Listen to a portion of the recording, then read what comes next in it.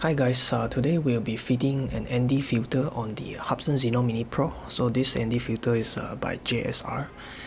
It's not very reputable company who does the filter, but it's worth the try because this is what we got so far.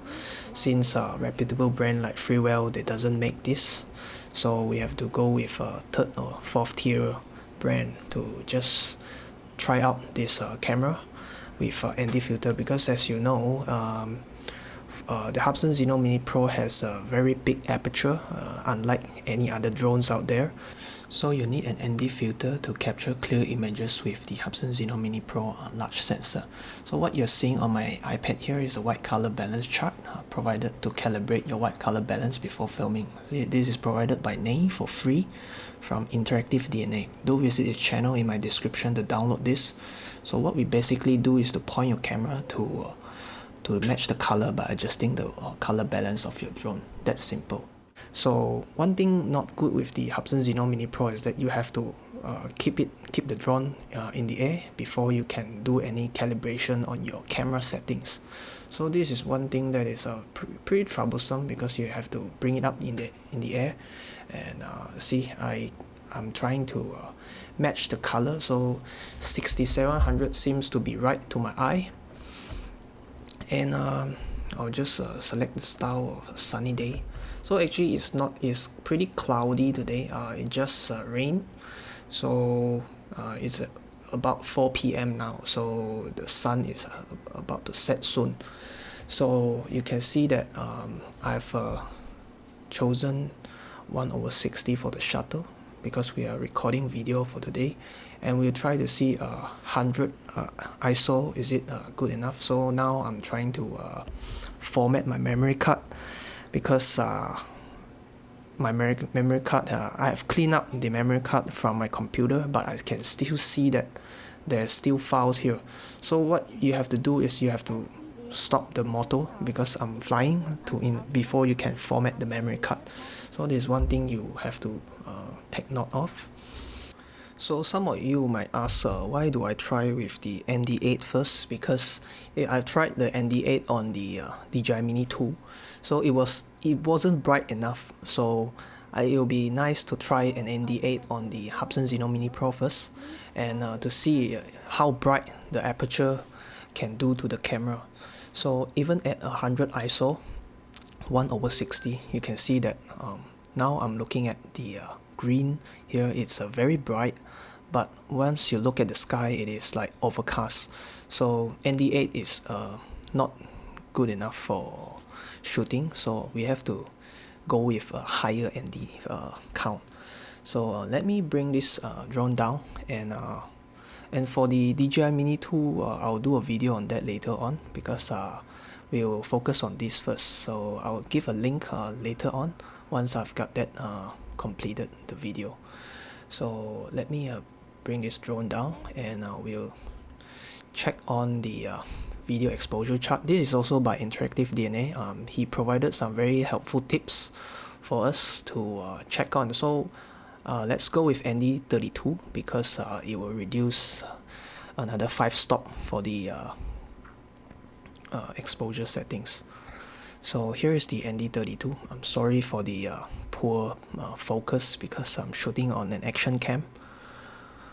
Okay, now we have the ND32 fitted on, and we have to do the recalibration again, so do bear with me. If you like to skip this step, you can just go to the chapter and select what you want to watch. So for some of you out there who is curious, please stay on, and we'll just see what the color brings. So this ND32, of course, is much darker. I have to tune up a bit the ISO. So now we are pointing at the ground, so if we point up, it'll look a bit different. So just now we did like 6500, so you see that the color variance is pretty much when you go down to like 3000K. So 6500 should be around there.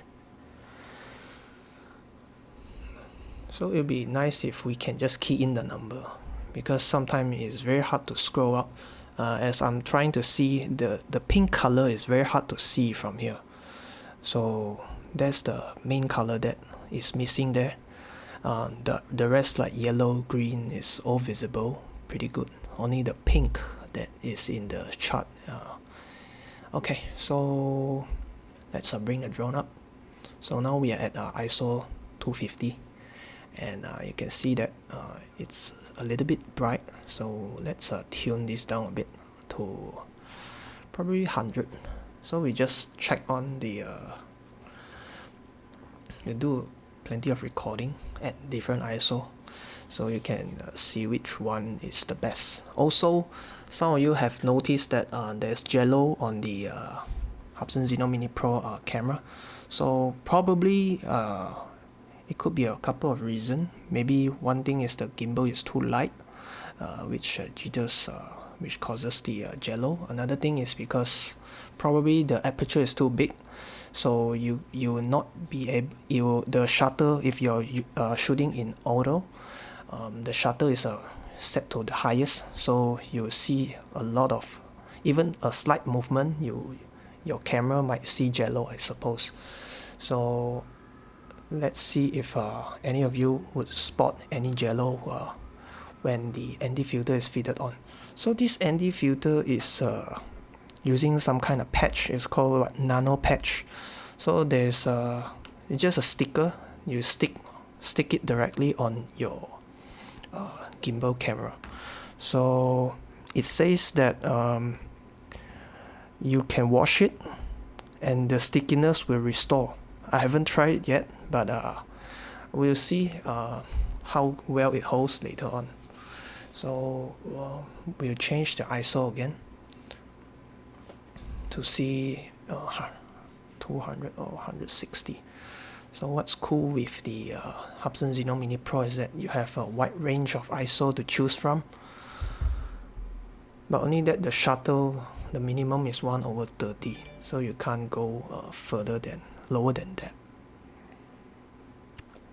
Okay, going back to the ISO, for the DJI Mini, you will only have like 100, 200 and incremental of like double. So the ISO is set at 100, 200, 400, 800. Unlike the Zino Mini Pro, you can choose from 100, 125, 160. So there's much more to play with on this. So we are pitching the camera just for you to see if you notice any jello. So the weather today is not very good. The visibility is about 14 kilometers. I'm not sure how accurate is this. I don't think this is even 14 kilometers. So anyway, let's change the ISO again to put it higher, probably, or maybe lower. Yeah. So we'll go with 125 and 1/60. No, let's try to shoot some photos with this, because because this ND32 is dark enough. Maybe you can take a picture of the sun. So we're just testing out the camera setting today, so we'll see which one is the best situation for this filter, because this definitely is not the best filter around, but I think it's good enough. But anyway, we have to check this later on with the real footage. So do bear with me, as this is pretty time consuming to try each and every one out. So I think most cheap drone, if you want to make good picture out of this, you really have to spend a lot more time as compared to buying a more expensive machine. Just pay more and you get more. But since you're going budget, going small and small form factor, and I think this is what you have to bear with. So I will provide some picture for you to see here. So you'll find that the ND32 is not suitable for taking photos at this kind of time. So yeah, this is just for your reference.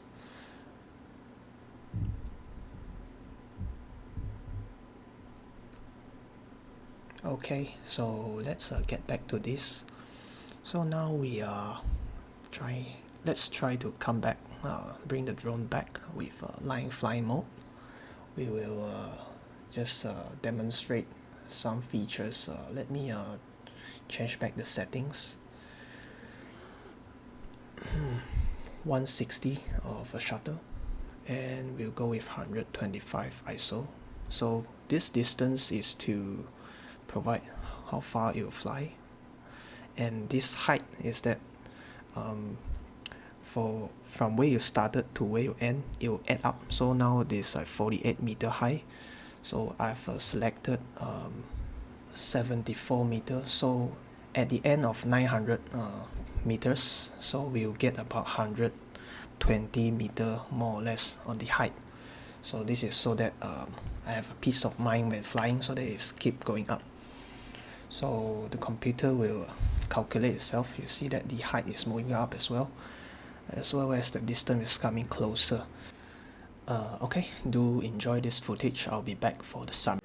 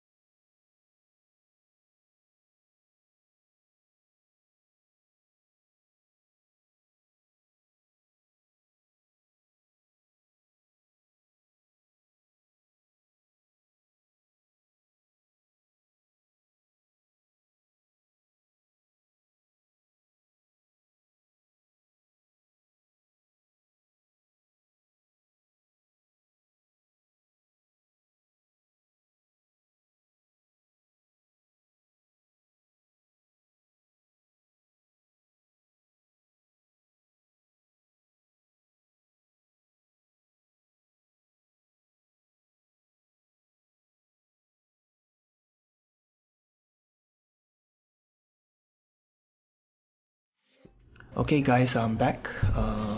So what do you think of the camera footage with ND filters on the Hubsan Zino Mini Pro? Please leave a comment or like this video so that we as a drone community are sending a message to Hubsan and filters manufacturer demanding for filters for the Hubsan Zino Mini Pro. Also, do share this video with anyone who has a Hubsan Zino Mini Pro so that this could help them in getting the best out of their drone camera. And well, do stay tuned for my next video where I'll do a similar flight with the DJI Mini 2 with ND filters so that we can have a look at the differences. Until then, thank you and goodbye.